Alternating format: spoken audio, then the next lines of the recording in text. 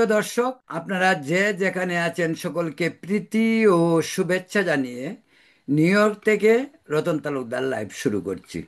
আজকে যে প্রসঙ্গটি নিয়ে আলোচনা করব তা অ্যাকচুয়ালি এক অর্থে বিবিধ। বিবিধ মানে ওভারঅল বিভিন্ন ইস্যু নিয়ে কথা বলতে চাচ্ছি।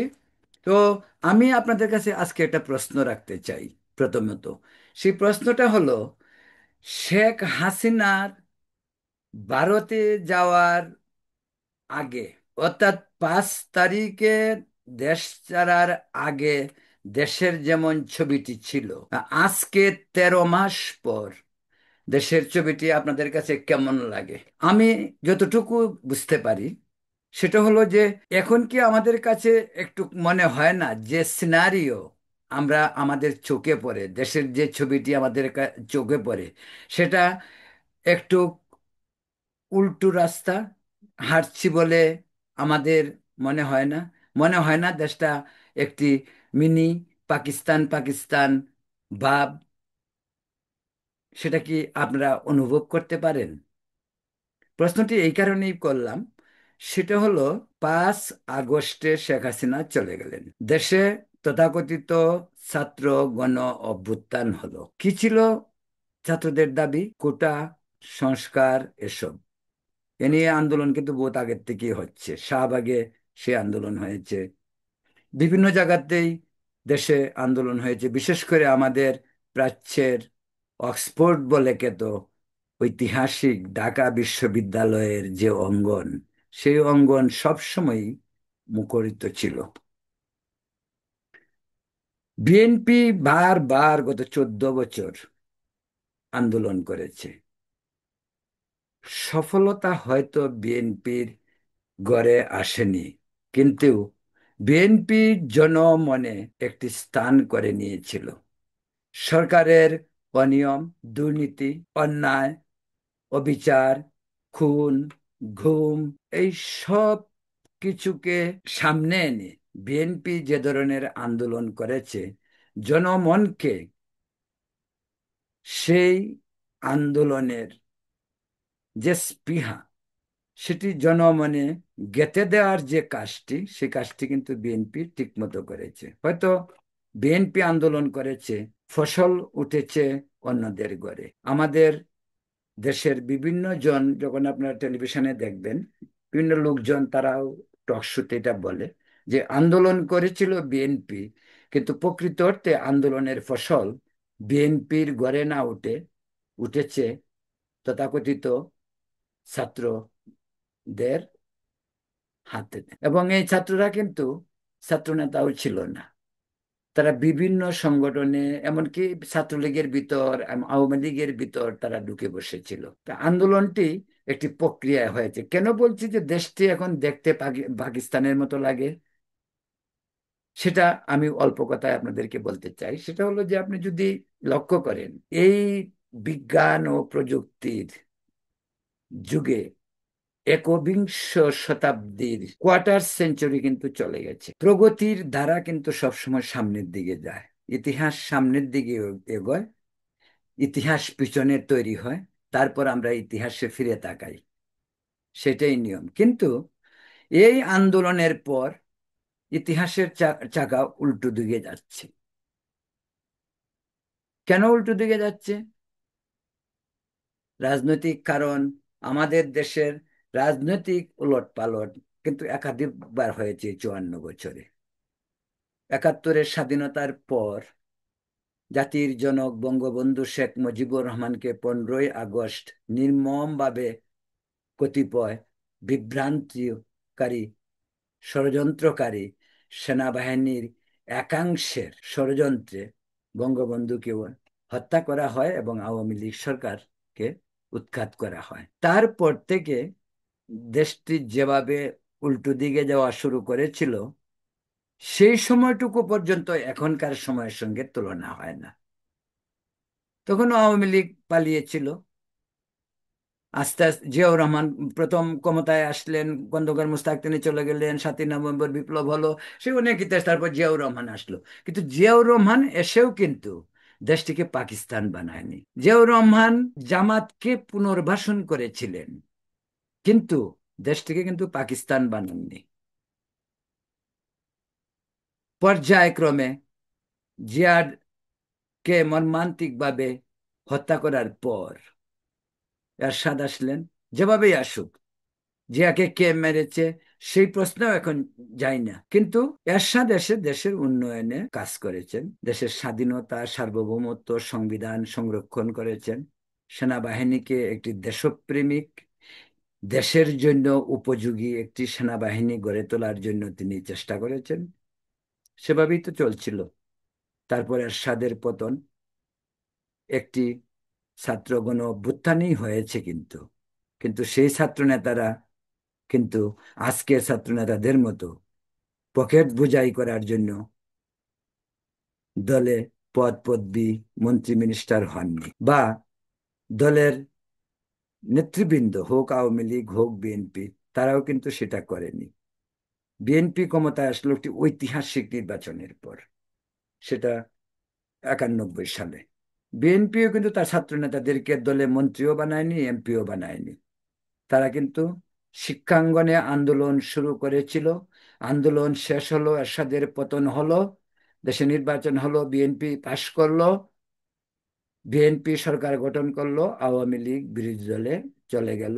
কিন্তু ছাত্র নেতৃবৃন্দ কিন্তু তাদের পূর্বের যে রাজনীতির মাঠ, সেই শিক্ষা অঙ্গন, সেখানেই তারা ফিরে গেল। আর এবার কি হলো আন্দোলনটা? এবার আন্দোলনের পর আমাদের যেটা হলো, যেটা আমরা দেখতে পাচ্ছি, ছাত্ররা সরাসরি ইনভলভ হলো রাষ্ট্রযন্ত্রের সঙ্গে।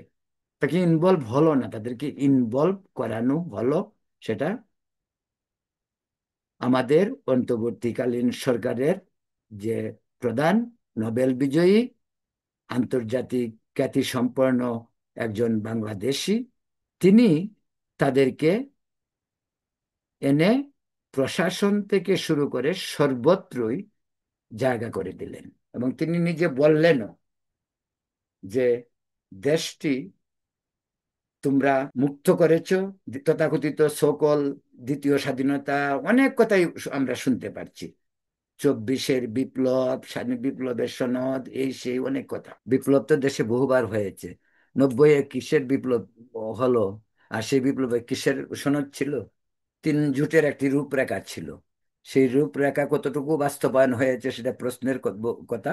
কিন্তু সেই রূপরেখার ভিত্তিতে নির্বাচনে ক্ষমতায় আসলো বিএনপি, বিএনপি ক্ষমতা ইসে করলো, আবার আওয়ামী লীগ আসলো, আবার বিএনপি আসলো, এরকম একটা দ্বিদলীয় ধারা চলতে ছিল। আমরা কিন্তু এটাও আশা করি যে গণতন্ত্র যদি প্রাতিষ্ঠানিক রূপ লাভ করে দেশে, তাহলে আমেরিকা বা ভারত বা ইউরোপিয়ান দেশগুলির মতন একটি দ্বিদলীয় সরকার, মানে দ্বিদলীয় মানে রাজনীতির যে মানে পট পরিবর্তনের একটা সুযোগ, সেটা কিন্তু বাংলাদেশে তৈরি হয়েছিল। 91-এ বিএনপি, 96-এ আওয়ামী লীগ, আবার বিএনপি, আবার আওয়ামী লীগ যাবে, তখন গন্ডগোল, সেটা অনেক কথা। ও, এরপরে আওয়ামী লীগ, এরপরে আওয়ামী লীগ পর্যায়, একটি দেশে একটি দল যখন দীর্ঘদিন ক্ষমতায় থাকে, এটা রাজনীতির যে রসায়ন, তা বলে সরকারটি স্বৈরাচার হতে বাধ্য, যেমনটি এরশাদও হয়েছিল। কিন্তু এরশাদ তো 9 বছর, শেখ হাসিনার আমলটা ছিল প্রায় 16-17 বছর। তো একটি দল যদি 16-17 বছর ক্ষমতায় থাকে, সেই দলটি স্বৈরাচারী হতে বাধ্য। এবং শেখ হাসিনা তাই হয়েছিলেন।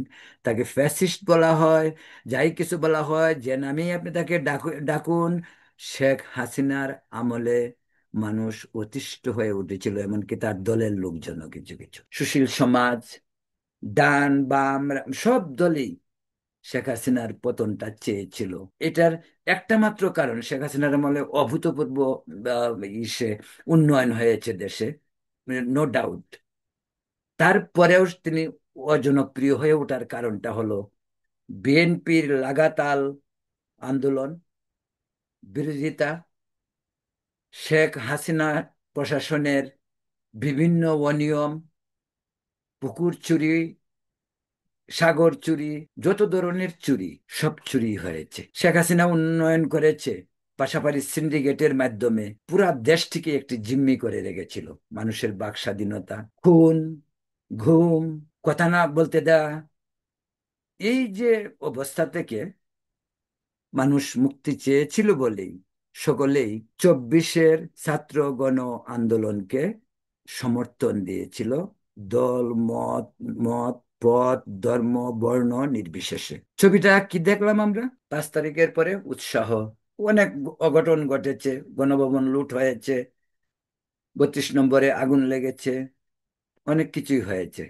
সাময়িক এরকম অবস্থা শ্রীলঙ্কাতেও ঘটেছিল, কিন্তু শ্রীলঙ্কাতে কিন্তু লুট হয়নি। প্রেসিডেন্ট ভবনে ঢুকে উৎ- উৎফুল্ল জনতা সুইমিং পুলে গোসল করেছে, বেডরুমে মজা করে শুয়ে উল্লাস করেছে। কিন্তু শ্রীলঙ্কার যে যে প্রধানমন্ত্রীর বাসভবন থেকে কেউ লুটপাট করেনি, কিন্তু কিন্তু আমাদের দেশে ব্যতিক্রম হয়েছে, লুটপাট হয়েছে। ঠিক আছে, তবু ওই লুটপাটকে মেনে নেওয়া যায় এই কারণেই হয়তো জনগণ ধৈর্যের বাঁধ ভেঙে গিয়েছিল, এত বেশি উল্লসিত হয়েছিল যে তারা আবেগকে ধরে রাখতে পারেনি। সেই হয়তো এগুলি আবেগে হয়েছে, ঠিক আছে, ওইটা মেনে নেওয়া গেল। তারপরে ঘটনাগুলি দেখেন কিভাবে এই ইউনূস আসলো। আমি ওই ইতিহাসে যাব না, আর যাওয়ার দরকারও নেই। 5 তারিখ থেকে 8 তারিখ পর্যন্ত সরকার ছিল না। সেনাবাহিনী অত্যন্ত দক্ষতার সঙ্গে এই সময়টুকুকে মানুষকে নিশ্চিত করেছে। যদিও টানা উত্তেজনা সারা দেশেই ছিল, শেখ হাসিনার বিদায়ের পরে সকলেই ঝাঁপিয়ে পড়ে, বিএনপি তো মনেই করেছে তারাই ক্ষমতায় এসে গেছে। এবং এমনকি এজ অফ টুডে, আজ পর্যন্ত, এখন পর্যন্ত গ্রাম অঞ্চলে ঢাকা ভিত্তিক, বড় বড় শহর ভিত্তিক যে জনগোষ্ঠী, তাদের কাছে এনসিপি অনেক কিছুই, মানে যে তাদের প্রভাব প্রতিপত্তি সবকিছু, কিন্তু বাইরে কিন্তু তাদের কোনো কিছু নেই, এখনো, ইভেন এখনো নেই। তাই বাইরে কিন্তু এই স্থানটা দখল করেছিল বিএনপি। এবং এই বিএনপির প্রথম কাজটা হলো কি, চাঁদাবাজি দিয়ে শুরু, পাওয়ার প্রতিপত্তি দিয়ে শুরু, প্রশাসনে গিয়ে পাওয়ার দেখানো, চাঁদাবাজি করা, মাঠ পর্যায়ে হাট বাজার, এমনকি গরুর হাট, এই সমস্তগুলি দখল করা, এগুলি বিএনপির কাজ। আওয়ামী লীগের অফিস ভাঙ্গা, আওয়ামী লীগের অফিস দখল করা, এই সমস্ত কাজগুলি হয়েছে ন্যাচারালি। এত বড় একটা বিপ্লবের পর জিনিসটা হয়েছে, যে কারণে অনেকেই হয়তো মেনে নিয়েছে, যদিও বিষয়গুলি ছিল বেআইনি। কারণ সরকার পরিবর্তনের পরে তো একটি সরকার গঠন হয়েছে, 3 দিন হোক আর 5 দিন পরে হোক, সরকার তো একটা হয়েছে অন্তর্বর্তীকালীন। কিন্তু সেই সরকার এসে কি করলো? সরকার এসে যা করার তা কি করেছে? সরকার এসে কি করলো? মানে এটা অত্যন্ত মানে দুঃখ বেদনাদায়ক, এবং এটা সকলেরই বোঝা উচিত। সরকার এসে কোথায় সংস্কারের জন্য আন্দোলন হলো, কোটার জন্য আন্দোলন হলো, শেখ হাসিনার বিদায়ের জন্য আন্দোলন হলো, শেখ হাসিনা বিদায় নিলেন। এখন আমাদের সামনে কি কাজ? আন্দোলনের থিমটাই ছিল সংস্কার, কোটা। আমাদের তো অ্যাটেনশন সেখানে, রাষ্ট্রকে মেরামত করা, যত সামান্য ক্ষতি যাই হোক। অনেক শহীদ হয়েছেন, 1400 সরকারিভাবে, যদিও কোনো হিসাব নেই, জাতিসংঘের হিসাবে 1400। আমি এটাও মাথা ঢুকে না যে আমাদের কতজন লোক মারা গেছে, এটা জাতিসংঘ হিসাব করবে কি কারণে? জাতিসংঘ কি তখন ছিল ওখানে? এই যে বিপ্লবের 36 দিন জাতিসংঘের প্রতিনিধি ছিল? না, ছিল না। তো সরকার কেন ব্যর্থ হলো দায়িত্ব নেওয়ার পর? যে 1400 লোক, মানে 1400 লোক তো খুব বেশি না, যে 71 সালের 30 লক্ষ লোক না, 1400 লোকের তো একদম ঠিকানা, সেটা ডাটা বেস নাই কেন? আজকে তো তথ্য প্রযুক্তির যুগ, সেখানে প্রতিটি মানুষের নাম, বাবার নাম, গ্রাম, ইউনিয়ন, কোন জেলা, সেটা থাকার কথা ছিল। খুব কঠিন কাজ না? কতজন আহত হইলো তাদের একটা লিস্ট থাকা উচিত, এই লিস্টটাও পর্যন্ত সরকার দেয় নাই। কারণ সরকার উল্টো পথে, সরকার হাঁটা শুরু করছে। এই জন্যই বলা হয় যে এই আন্দোলনের নেপথ্যে ছিল আসলে দেশটিকে রাজাকার আলবদরের সহায়তায় দেশটিকে আবার একটি মিনি পাকিস্তান বানানোর পরিকল্পনা, এবং সেই পথেই এই সরকার গত 13-14 মাস হেঁটেছে। তার মাঝে আজকে আপনাদেরকে বলি, একটি জিনিস লক্ষ্য করেন, সব উল্টা দিকে। এই সরকারের কি দায়িত্ব ছিল 32 নম্বর যখন ভাঙ্গে, 32 নম্বর চেয়ে চেয়ে দেখা। এই সরকার যে মিউজিয়াম, মুক্তিযুদ্ধের মিউজিয়াম বাঙ্গা, ওই সরকার চুপচাপ বসা। বঙ্গবন্ধুর স্ট্যাচু না আবেগে ভেঙে ফেলা হয়েছে। মুক্তিযুদ্ধের যত স্মৃতি সব ভুলুণ্ঠিত করা হয়েছে। তাহলে আমরা কি বুঝবো? দেশটি উল্টো দিকে যাচ্ছে।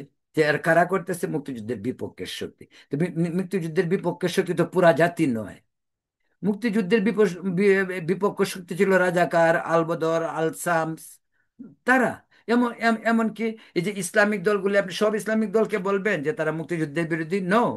জামাত মুক্তিযুদ্ধের বিরোধিতা করতে পারে, আলবদর আলসামস করতে পারে, রাজাকার করতে পারে, কিন্তু আরো যে 8-10টি ইসলামিক দল আছে তারা তো নিশ্চয়ই মুক্তিযুদ্ধের বিপক্ষে ছিল না। যাই হোক, প্রতিটি পদক্ষেপ মুক্তিযুদ্ধের বিরুদ্ধে। বীর প্রতীকদের স্ট্যাচু ভাঙ্গা হলো, মুক্তিযুদ্ধের বিরুদ্ধে যত ধরনের আইন কানুন সব চেঞ্জ করা হলো।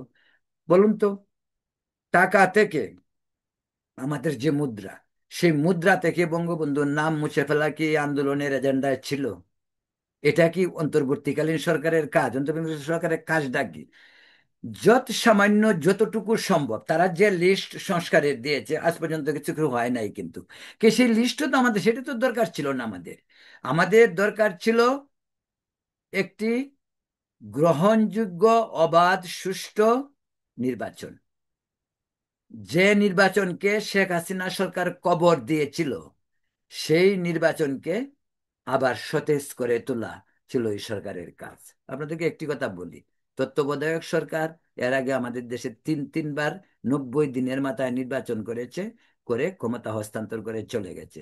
এবারের সরকার তত্ত্বাবধায়ক না হলেও, এবারের সরকারটা কি ছিল? এবারের সরকার ছিল অন্তর্বর্তীকালীন, there is no time frame, কোনো সময় ছিল না। কিন্তু এজেন্ডাটা ছিল আমাদের এইটাই, যে একটি অন্তর্বর্তীকালীন সরকার একটি দায়িত্বশীল নির্বাচন এবং সংস্কার করবে। যদিও তাদের সংস্কারের লিস্ট অনেক বড় ছিল, এটা আমাদের একেবারেই দরকার ছিল না। কিন্তু সরকার কি করলো? মুক্তিযুদ্ধের বিপক্ষে শক্তিতে শক্তিকে ঝাঁপাইয়া পড়লো। সরকারের এনহয় কার্যকলাপে অনেক দেখবেন বাম রাজনীতির দলগুলি অলরেডি সরে পড়েছে। দেশের বুদ্ধিবৃত্ত সম্পন্ন, দেশের প্রগতিশীল অংশ, তারাও কিন্তু সরে পড়েছে। তারা পরিষ্কার বুঝতে পারলো যে দেশের স্বাধীনতা, 72-এর স্বাধীনতা বিরোধী চক্র ক্ষমতায় এসেছে। কিন্তু আমরা কি ডক্টর ইউনূসের কাছ থেকে এটা আশা করেছিলাম? ইউনূস কি মুক্তিযুদ্ধের বিপক্ষের লোক ছিলেন?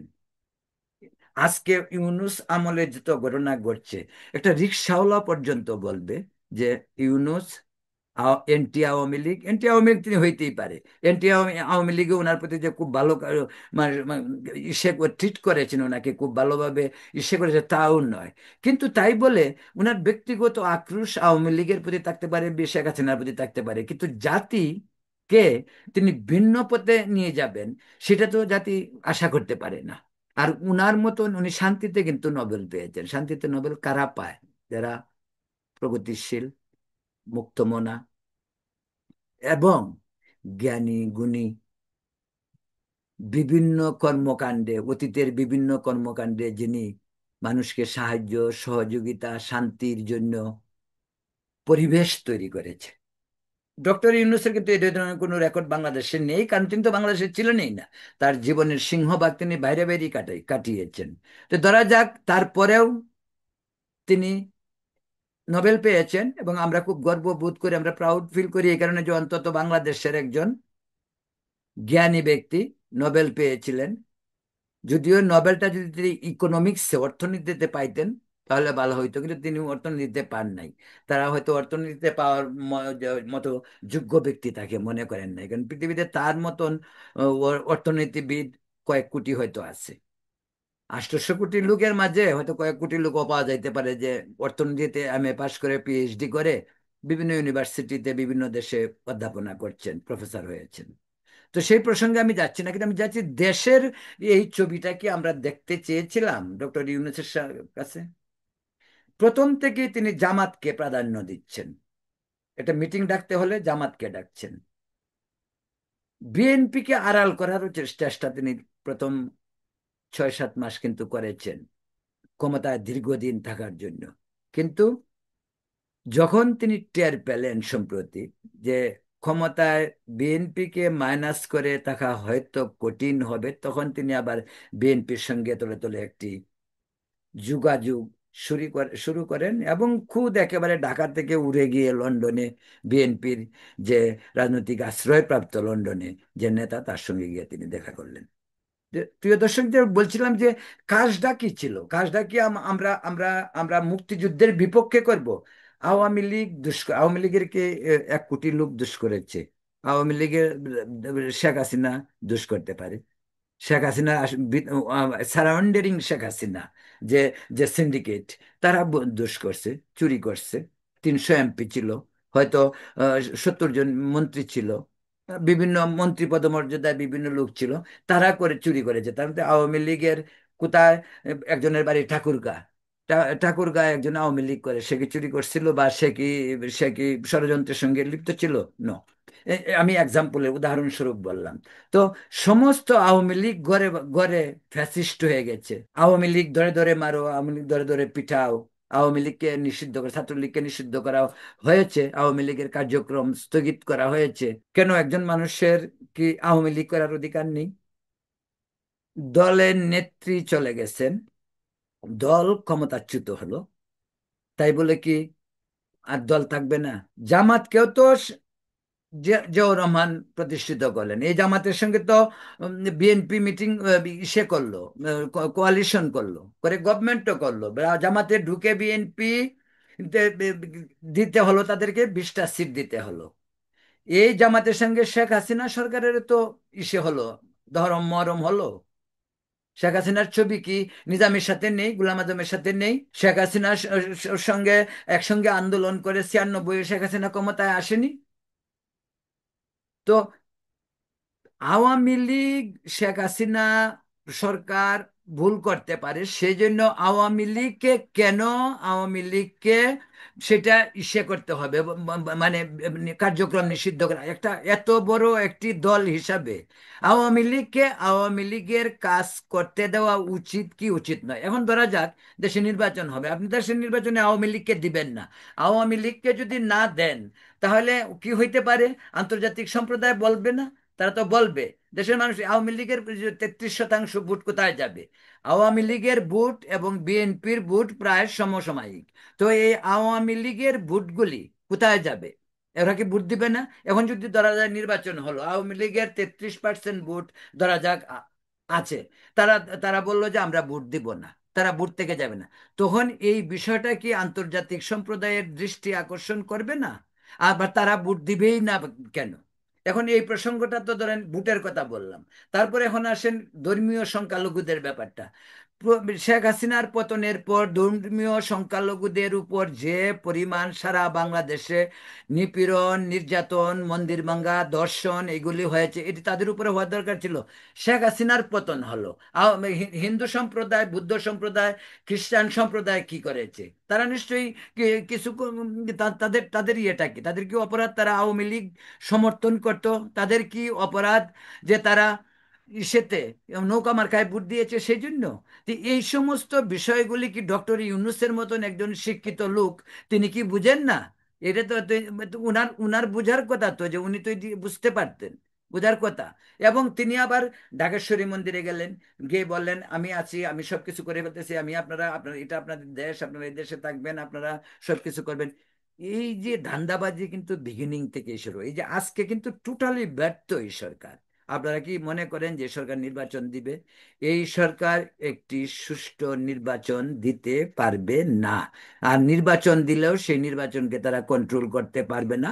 হয়তো নির্বাচনে 12,000 15,000 কোটি টাকা খরচ হবে, তাদের তো টাকার অভাব নেই তাদের। আমরা প্রবাসীরাও তো এখন রেমিটেন্স পাঠাই অনেক।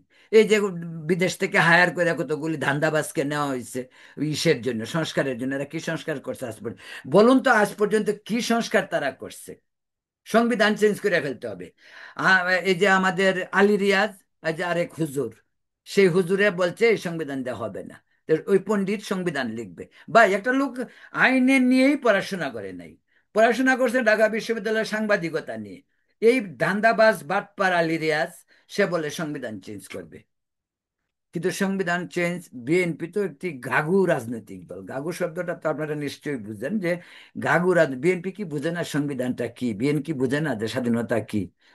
আজকেও তো বিএনপির মহাসচিব ফখরুল ইসলাম আলমগীর বলছেন যে মুক্তিযুদ্ধের সাথে এই সংবিধান জড়িত, তাই এই সংবিধান পরিবর্তন আমরা চাই না। সঙ্গত কারণে এটা হইতে পারে। সংবিধান নিয়ে তো খেলা করা যায় না, সংবিধান তো এমন জিনিস না ছুঁড়ে ফেলা যায়। কি সংবিধান লিখতে হবে? পাকিস্তানের সংবিধান লিখবে আলী আলী রিয়াজ, আর ব্যারিস্টার ফুয়াদ বা ওই পিনাকি ভট্টাচার্যরা বলবে এটা করো, সেনাবাহিনী ঘুরায় দাও, আর এই আমাদের সংবিধান ফেলে দাও, এগুলি করবে তারা। সেই জন্যই বলছিলাম যে আমাদের দেশটি পুরো উল্টো রাস্তায় হাঁটছে। দেশে এমন কোন আজকে কি হচ্ছে, জাতীয় পতাকা উল্টায় দিতে হবে, জাতীয় সঙ্গীত উল্টায় দিতে হবে, আজকে ইসে মুক্তিযুদ্ধের যত স্মৃতি আছে সব মুছে ফেলতে হবে। তাহলে আমি বলবো কেন? আপনি বাংলাদেশ বলার দরকার কি? দেশটাকে পাকিস্তান বানিয়ে ফেলেন, দেশটাকে আবার পুরো পাকিস্তানি। পররাষ্ট্রমন্ত্রী দিন আসলো, কি প্রেম আপনাদের, প্রেমে একেবারে হাবুডুবু। আমি বলছি না পাকিস্তানের সঙ্গে আমাদের সম্পর্ক থাকবে না, পাকিস্তানের সঙ্গে সম্পর্ক শেখ হাসিনার আমলে ছিল, এতটা ভিজিবল ছিল না, এতটা চোখে পড়তো না। পাকিস্তানের সাথে কি শেখ হাসিনা সরকারের বিজনেস ছিল না? অনেক বিজনেস ছিল। ভারতের সঙ্গে যে বিজনেস তার থেকে একটু কম ছিল, কিন্তু ভারতের ব্যাপারটা বেশি করে চোখে পড়তো, কারণ নিকট প্রতিবেশী, পাকিস্তান একটু দূরে, এবং পাকিস্তানের ব্যাপারটা এতটা চোখে পড়ে নাই। কিন্তু পাকিস্তানের সঙ্গে শেখ হাসিনা সরকারের অনেক ধরনের ব্যবসা বাণিজ্য ছিল। আপনারা যে পরিসংখ্যান মাঝে মাঝে বের হয় পত্রপত্রিকাতে, সেগুলি দেখে নেবেন। প্রিয় দর্শক, যে বলছিলাম যে আজকে দেশটাকে কেন, তাহলে আপনি আপনি বলবেন কেন বাংলাদেশেই বলার দরকারটা কি? আপনার রাষ্ট্রপতি চেঞ্জ করার চেষ্টা করছেন, সেনাবাহিনীর প্রধান চেঞ্জ চেঞ্জ করার চেষ্টা করছেন, হয়তো সাংবিধানিক জটিলতার জন্য করতে পারেন। একটা কথা আপনাদেরকে বলি, এটা পৃথিবীর সব দেশেই, বিশেষ করে পার্লামেন্টারি ডেমোক্রেসি যেখানে, সংসদীয় গণতন্ত্রের যে প্রচলন যেখানে, সেখানে প্রধানমন্ত্রী যদি দেশের বাইরে যান, রাষ্ট্রপতির সঙ্গে এসে দেখা করবেন, একটা রিপোর্ট দিবেন। এটা প্রথা। ডক্টর ইউনূস কিন্তু আজ পর্যন্ত অনেক অনেক বিদেশ ঘুরলেন তিনি, আজ পর্যন্ত তিনি রাষ্ট্রপতির কাছে আহ, আসে দেখা করেন নাই, এবং কোনো রিপোর্ট দেন নাই। এই রিপোর্ট অ্যাকচুয়ালি এমন গুরুত্বপূর্ণ কিছু না, সেটা বললামই, সেটা একটা এক ধরনের প্রথা। সেটা, এই প্রথাটা মানতে হয়, এটা একটা সাংবিধানিক প্রথা। যেমন আমাদের সেনাপ্রধান, অনেকেই বিতর্ক করে যে সেনাপ্রধান কেন রাষ্ট্রপতির সঙ্গে দেখা করতে গেলেন। সেনাপ্রধান চীন ঘুরে আসলেন, স্বাভাবিকভাবে হয়তো তিনি প্রয়োজন মনে করছেন, যেহেতু দেশের একটি বিশেষ মুহূর্তে তিনি দেশের সেনাপ্রধান, তিনি রাষ্ট্রপতির সঙ্গে দেখা করতে গেছেন। সেটা হইতেই পারে, তিনি বিচারপতির সঙ্গে দেখা করছেন, হইতেই পারে। বিচারপতির সঙ্গে দেখা করাটা খুবই আনইউজুয়াল, এটা নেভার হ্যাপেন বিফোর। কিন্তু উনি মনে করছে যে দেশের যেহেতু একটি বিশেষ মুহূর্ত, সেই মুহূর্তে আমি যে বিচারপতির সঙ্গে দেখা করতেই পারি। এটা এটা এটা একটা ইস্যু। এরপরে দেখেন আমাদের সেনাবাহিনী, আমাদের সেনাবাহিনীকে কি পরিমাণ এই পোলাপানগুলি বেয়াদবের মতন কথাবার্তা যেগুলি বলছেন। ধরেন আজকে যদি আমাদের সেনাবাহিনী সেই 80-90 দশকের সেনাবাহিনীর মতো হইতো, এদের পিঠের চামড়া থাকতো। ছাত্রগুলিকে ধ্বংস করার জন্য দায়ী ডক্টর ইউনূস। এই যে ছাত্রগুলিকে, এই যে রাজনীতি, এই যে পয়সার লোভ তাদেরকে দেখানো, এই ছাত্ররা এখন স্কুলে যাবে না। এই যে দেখেন কিছু হইলে পরে ছাত্ররা বেরিয়ে পড়তেছে, এটা এটা তো শুভ লক্ষণ না, এটা তো দেশের মেরুদণ্ডকে ভেঙে দেওয়ার আর একটা প্রক্রিয়া। আমরা তো এমন না যে মাদ্রাসা দিয়ে, শিক্ষা দিয়েই রাষ্ট্রযন্ত্র চালাবো। আমাদের যে একাডেমিক সিস্টেম যেটা আছে, সেই প্রচলিত শিক্ষা ব্যবস্থায় শিক্ষিত যুব সমাজেই তো ভবিষ্যৎ রাষ্ট্রের মালিক। কিন্তু তাদেরকে যদি এইভাবে ধ্বংস করে দেওয়া হয়, এই ধ্বংসটা ডক্টর ইউনূস করেছেন, তিনি ওদেরকে এনে উপদেষ্টা 26 বছরের একটি ছেলে কি বুঝে তাকে কেন উপদেষ্টা বানাতে হবে? ছাত্রদেরকে কেন উপদেষ্টা? উনি ছাত্রদের প্রতি এত গদগদ হয়েছিলেন, উৎফুল্ল হয়ে, যে ছাত্রদেরকে তিনি টেনে এনেছেন, রাজনৈতিক দল বানিয়েছেন, এখন তিনি সামলাইতে গিয়ে কষ্ট হচ্ছে। এখন তিনি ছেড়ে দে মা, কাঁদে কেঁদে বাঁচছি বলে কথায় এরকম একটা ভাব উনি দেখান। এটা ভাব দেখান না নাটক করছেন এটাও বলা মুশকিল। উনি একবার ছেড়ে দিবেন বলছিলেন, চলে যাবেন। হ্যাঁ, না, নাহিদকে ডেকে বললেন, আর কেউ কেউ না, নাহিদ যে উপদেষ্টা পরিষদ ছেড়ে একটি রাজনৈতিক দল করলেন, সেই নাহিদকে ডেকে এনে বললেন তিনি চলে যান। এসব নাটক। কিন্তু এখন যা যা করছেন সেটাও নাটক কিনা এটাও আপনারা টের পাবেন। আজকে কিন্তু বিএনপি বোধহয় কিছুটা টের পেয়েছে। কেন বললাম? আজকে লন্ডন থেকে তো আমরা ওহি পাই। লন্ডন থেকে তারেক রহমান কিন্তু আজকে ষড়যন্ত্রের কথা বলছে। ইউনূসের সঙ্গে দেখা করার পর তারেক রহমান কিন্তু দীর্ঘদিন নীরব ছিলেন। না, উনি হয়তো প্রধানমন্ত্রী হবেন সেই স্বপ্নে বিভোর ছিলেন। কিন্তু বিএনপি যে ফাঁদে পড়বে এ কথা কিন্তু আমি বহুত আগে থেকেই বলছি, যে বিএনপিকে ফাঁদে পালানো হচ্ছে। বিএনপিকে ব্লেম দেওয়া হচ্ছে চাঁদাবাজি, বিএনপিকে ব্লেম দেওয়া হচ্ছে মারামারি, বিএনপি ব্লেম দেওয়া হচ্ছে সব মবের জন্য। আসলে তা নয়, টোটাল সবগুলি ষড়যন্ত্র। মানে এই ষড়যন্ত্র তারেক রহমান কতটুকু বুঝে, তবে আমার ধারণা তারেক রহমান বুঝে। কারণ তারেক রহমানের হয়তো এমন একটা পলিসি নিয়েছেন যেটা হয়তো আমি হইলেও সেটাই সেটাই করতাম। যে বাবা, আগে নির্বাচনটা দাও, ঠিক আছে তোমার সব মেনে নিলাম, নির্বাচনটা দাও, পরে দেখা যাবে। মানে দ্যাট ইজ, নির্বাচন হলে আমি পাস, আমার দল পাস করবে, আমি প্রধানমন্ত্রী করে পরে দেখা যাবে। কোনোভাবে তাদের বিরুদ্ধে না গিয়ে নির্বাচনটা আদায় করে একটি সুষ্ঠু নির্বাচন করার জন্য হয়তো তারেক রহমান বা বিএনপি যে অভিনয়টা করছে সেই অভিনয়টাকেও আমি অত্যন্ত সঙ্গত অভিনয় বলি, যদিও অভিনয় হয়। ওই জায়গায় হয়তো আমি হলেও তাই করতাম। প্রিয় দর্শক, এই জন্য বলছিলাম যে দেশটা কি আবার পাকিস্তান হচ্ছে? দেশের ছবি যদি এখন আমরা দেখি, টোটাল ছবিটাই যেন মনে হয় পাকিস্তান পাকিস্তান ভাব। জনগণ পাকিস্তান হয়নি, জনগণ, এই বাংলাদেশের জনগণ পাকিস্তান হবেও না। বাংলার মাটি সত্যিই দুর্জয় ঘাঁটি। দুর্বৃত্তরা জানে যে বাংলার মাটি কি ধরনের বিদ্রোহ করতে পারে, সেটা 71 সালে পাক হানাদাররা বুঝেছিল। প্রয়োজন যখন আবার হবে, বাংলা ঠিকই রুখে দাঁড়াবে।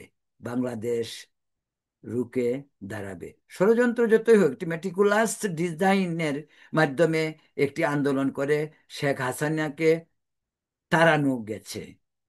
শেখ হাসিনার এই ধরনের পরিণতি অবিসম্ভাবী প্রয়োজন ছিল। আওয়ামী লীগের পতনের প্রয়োজন ছিল। কিন্তু আওয়ামী লীগের পতনের মানেই আপনি আবার দেশটাকে পাকিস্তান বানাবেন আর গড়ে সবকে আওয়ামী লীগ, আওয়ামী ফ্যাসিস্ট বলবেন। বঙ্গবন্ধু, যার জন্য আজকে দেশটির নাম বাংলাদেশ, তাকে ধ্বংস করে দিবেন, সেটা এই বাংলার মানুষ কোনোদিনই মেনে নেবে না। এটা আমার কথা না, সাধারণ মানুষের। রিক্সাওয়ালাও বলে আজকাল ঢাকা শহরে, আগেই ভালো ছিল।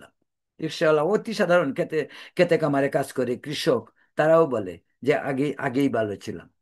ভাড়া করে মানুষ এনে রাজনীতি করা যায় না। আর এই ভাড়াটিয়া বেশি দিন থাকে না। আজকে যেটা হচ্ছে সরকারের, এই যে সরকারের 1 বছরের পূর্তি হলো, কটা লোক হয়েছিল ট্রেনে, বাসে, বিভিন্নভাবে লোক আনা হয়েছিল ঢাকা থেকে।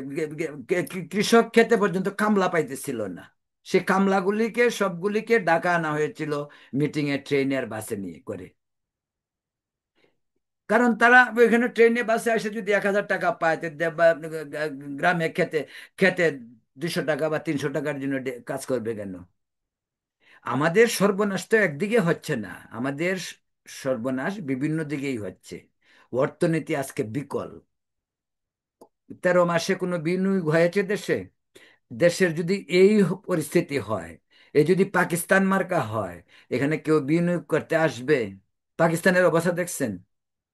$1 পাকিস্তানের 329 টাকা, আর আমাদের $1 125 টাকা। তো পাকিস্তানের থেকে আমরা মাছ বেটার। আমরা এই ভিক্ষুকের কাছে প্রেম করতে যাই। প্রেম কি মানুষ ভিক্ষুকের সঙ্গে করে না, যে বিত্তশালীর সঙ্গে করে? একটি মেয়ে যদি একটি ছেলেকে পছন্দ করতে যায়, ফকিরের সাথে করতে যাবে? সে দেখবে যে তার কি আছে, তারপর এটাই নিয়ম, এটাই বাস্তবতা, এই বাস্তবতা মানতে হবে। প্রেম আবেগ, কিন্তু প্রেম এই আবেগের সঙ্গে অর্থ আবেগের সঙ্গে ঐশ্বর্য, প্রাচুর্য, আবেগের সঙ্গে অনেক কিছু জড়িত। তো প্রিয় দর্শক, এটাই বলছিলাম আমাদের দেশের। এরপরে আরেকটা সব বিষয় বলি আপনাদেরকে। দেশের বাইরে থেকে এই যে পিনাকি, একজন নতুন নাকি উনি বলে মুসলমান হয়েছে, আই ডোন্ট থিঙ্ক সো।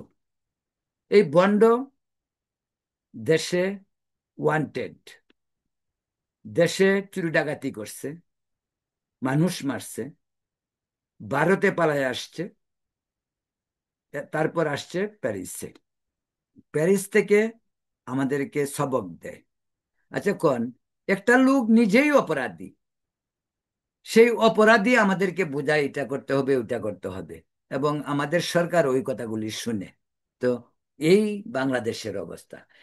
যেখানে বাংলাদেশ, আগেই বলছি, যেখানে বাংলাদেশ এগিয়ে যাওয়ার কথা, কিন্তু আমরা পিছিয়ে যাচ্ছি। প্রগতির পথকে রুদ্ধ করে আমরা প্রতিক্রিয়াশীলতার দিকে পিছিয়ে যাচ্ছি। এই হলো 13 মাসের ডক্টর ইউনূস সরকারের শাসন। দেশটি যদি এইভাবে আর কিছুদিন চলে, এই দেশটি কঙ্কালের রূপ নেবে। এখন পর্যন্ত দেশটি বেঁচে আছে 1-1.5 কোটি প্রবাসী, পৃথিবীর বিভিন্ন দেশে থাকা থেকে দেশপ্রেমে উদ্বুদ্ধ হয়ে তারা দেশে বৈদেশিক মুদ্রা প্রেরণ করছে, রেমিটেন্স দিচ্ছে। সেই কারণে ওরা ঢাকায় বসে বাহাদুরি করতে পারছে। শেখ হাসিনা সীমাহীন চুরি করেছে তার সরকার, কিন্তু সীমাহীন উন্নয়নও করেছে। এজন্যই সম্ভবত মানুষ এখন বলছে যে আগেই ভালো ছিল। প্রিয় দর্শক, আজ এ পর্যন্তই। আপনারা ভালো থাকুন, সুস্থ থাকুন। পরবর্তীতে অন্য কোনো ইস্যু নিয়ে আবার আপনাদের সঙ্গে কথা বলবো। শান্তিতে থাকুন।